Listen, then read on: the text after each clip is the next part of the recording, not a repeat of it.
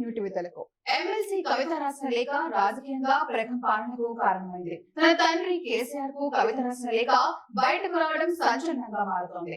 ఈ లేఖ తరువాత బీఆర్ఎస్ ను కాంగ్రెస్ టార్గెట్ చేసింది. ఇటు బీఆర్ఎస్ ముఖ్య నేతలు లేఖపై స్పందించలేదు. కవిత ఇక షర్మిల బాటలోనే సొంత పార్టీ కాంగ్రెస్ వైపు వెళ్తారని బీజేపీ నేతలు విమర్శిస్తున్నారు. ఇప్పుడు తాజాగా కవిత లేఖ వ్యవహారం పైన కేంద్ర మంత్రి బండి సంజయ్ స్పందించారు. తన ట్విట్టర్ వేదికగా ఇది రాజకీయం, కుటుంబ డ్రామా కాదన్నారు.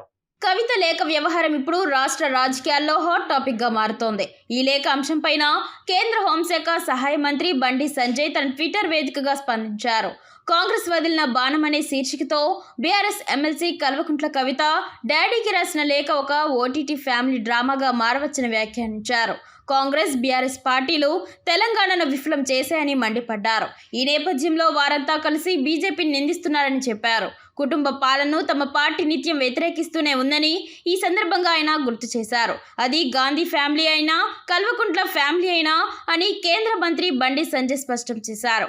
కుటుంబ పార్టీలు వారి వ్యక్తిగత సంక్షోభాలను ప్రజా భావోద్వేగంగా మార్చడానికి ప్రయత్నిస్తాయని వ్యాఖ్యానించారు. ప్రజలను బీజేపీ జైలుకు పంపదన్నారు. చట్టం మాత్రమే పంపుతుందని చెప్పారు. ఎవరైనా దోషి అయితే వారిని ఏది రక్షించలేదన్నారు. కానీ ఈ అంశాన్ని తెలంగాణ చూస్తుందని, ఆ క్రమంలో ఈ డ్రామాను తీవ్రంగా పరిగణించడం లేదని చెప్పుకొచ్చారు. అయితే ప్రతి సర్వేలో భారతీయ జనతా పార్టీ గ్రాఫ్ పెరుగుతుందన్నారు. శబ్దం లేకుండా, అధికారం లేకుండా కేవలం ప్రజల నమ్మకంతోనే తమ పార్టీ ప్రజల్లో అంతర్లీన ప్రవాహంగా వెళ్తుందని ఆయన పేర్కొన్నారు. ప్రజలు నిజమైన మార్పుతో పాటు అభివృద్ధిని సైతం కోరుకుంటున్నారని తెలిపారు. రాజకీయం కుటుంబ డ్రామా కాదన్నారు. ఆ మార్పు బీజేపీతోనే అవుతుందని కేంద్ర మంత్రి బండి సంజయ్ స్పష్టం చేశారు.